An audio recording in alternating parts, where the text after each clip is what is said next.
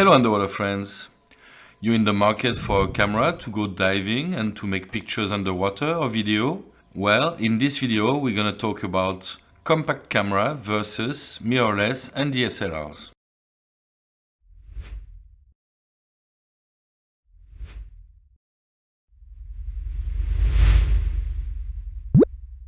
First thing, the size. Well, as you can see, the size is very different. Here is a housing for the DSLR or mirrorless. And here you have a housing for the compact. So this or this, it's very different.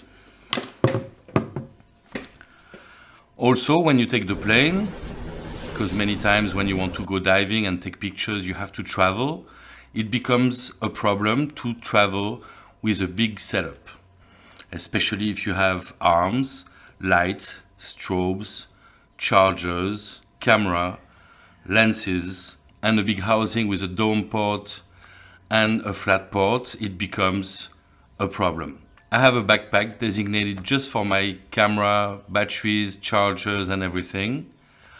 And also I need to carry the housing and all of the rest. I try to get it with me, but with some airline companies it's difficult because too heavy. So in many cases it's easier to have a compact camera. Autofocus. Even if the autofocus is becoming much better for compact cameras, it's still much faster and much more accurate with mirrorless. For video as well, now on mirrorless, Canon and Sony have great eye autofocus that works on video as well, and it's unbeatable. So of course, some compact cameras have a good autofocus and actually is getting better year after year, but it's still gonna be a little bit under the one that you can get with mirrorless and DSLRs. For the settings, most of the time with a compact camera, you'll be limited to a certain range. For example, 2.8 up to 8, something like this, maybe 12, maybe it goes down to 2.2, but that's gonna be your minimum. When you have a DSLR or a mirrorless, you're limited with the glass you get. So if you get a very fast glass, then you can have an aperture that is down to 1.8, 1.4. And of course, like this, you will need way less light. And of course, like this, it's gonna be much easier to have a sharp area with a nice bokeh in the background. For the ISO, most of the time, the new mirrorless cameras will have a higher ISO possible, and the one with not so much grain will be much better. Most of the good cameras now have about 12,000 ISO possible with limited grain, when it's way less for compact cameras. The size of the sensor also. For the size of the sensor, you will get a bigger sensor with mirrorless and DSLRs. Personally, I have a full frame, but even if you go on for a third, it will be bigger than most of the compact cameras. The difference is getting smaller, but still. And of course, if you have the same amount of pixels for a bigger sensor, the pixels are going to be bigger, so of better quality. But most of the time, it's actually the pixel number that is going to change. So most compact camera will be limited to 12, 16, 18 megapixel, when you can have now up to 45 or 60 with mirrorless. I'm not saying that pixel is the most important thing. Actually, Sony just released a camera that is only 12 megapixel, but it's really made for video, 100%. And a full frame sensor with only 12 megapixel means very, very big size pixel compared to the rest, and so much better low light quality and much better resolution. For video capabilities, most of the time, the bigger cameras will have a higher frame rate. The new ones will have even a high frame rate on 4K, like 120 FPS. But if you don't need that much, it will be for full HD with 120 FPS, when you rarely can have this on compact. Compact are limited to 30 frames per second and sometimes do 4K, but many of them don't. For photo, Also, you have a burst that will be much faster for DSLR than compact cameras, DSLR and mirrorless. Some of them will go up to 20 images per second, and you can really shoot as fast as you want. But also don't forget that you will be limited with the strobe.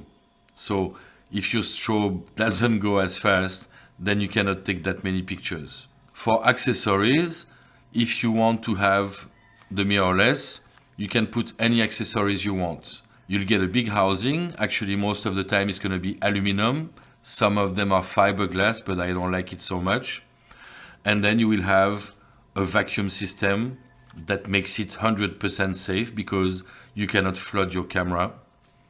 You make the vacuum before diving, you check, it's air sealed, so it's going to be water sealed, 100% sure.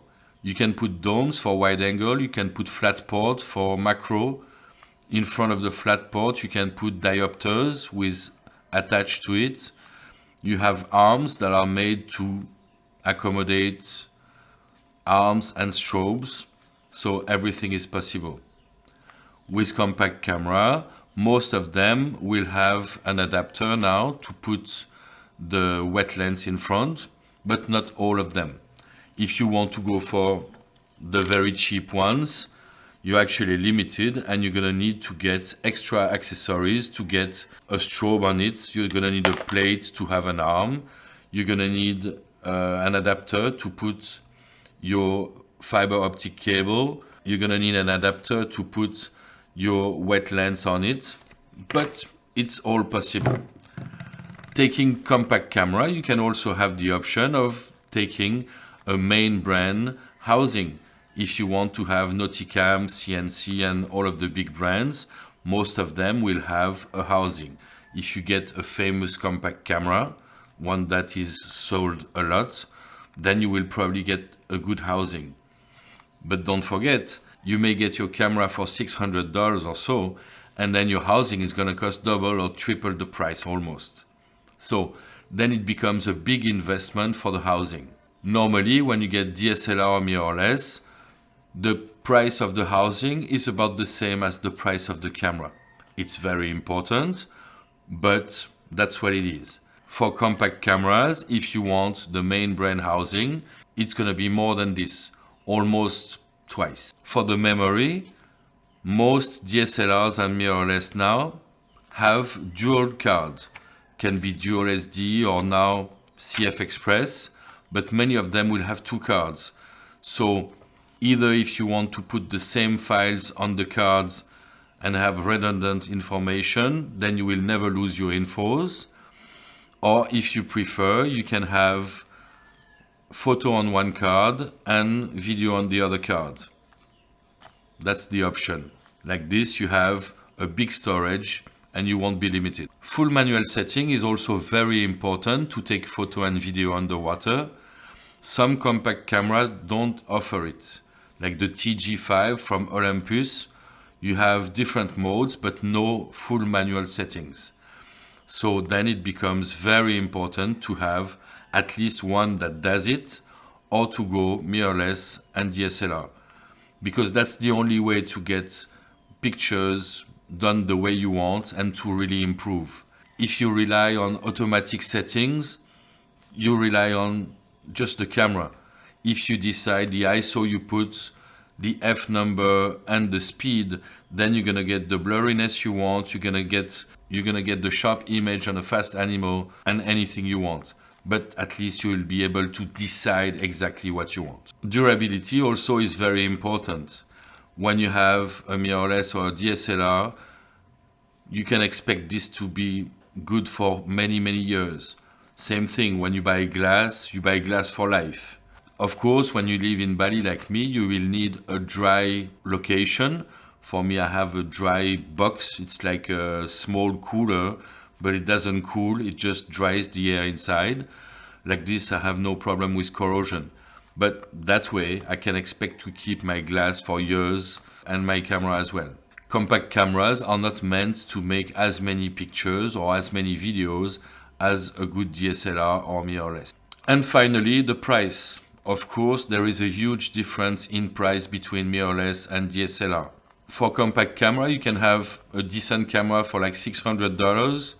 You can put like 200 more on a housing, 100 and so on a plate, plus the strobes. Well, that's what it is. If you want a big camera, mirrorless or DSLR, then you need a brand housing that is going to be more expensive. You need to choose or to have both flat port and dome port. You need light, you need a vacuum system and everything. So the price, of course, is going to be much, much more. I don't think it's possible to do a plus and minus on that subject. The difference in price and in what you want to do underwater is so high that it's really a matter of what you want to do. Nowadays, we have very good compact cameras, and if you're a beginner underwater, I would probably recommend you to buy one of those cameras. Canon, Sony, and all of the brands have very good compact cameras. Most of the time you can find housings for it for very cheap, and then you just add the accessories you want, and you can even buy it step by step. First an arm with one strobe, and then later on you can get another strobe. Later on you can put a wet diopter, wide angle or macro, super macro if you want, depending on what kind of pictures you do. So your investment is not so high. As long as you have full manual setting, you're gonna learn.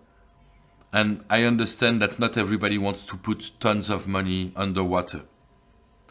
But don't forget, if you get a cheap housing, it should work, but you're never sure that there will be no leak.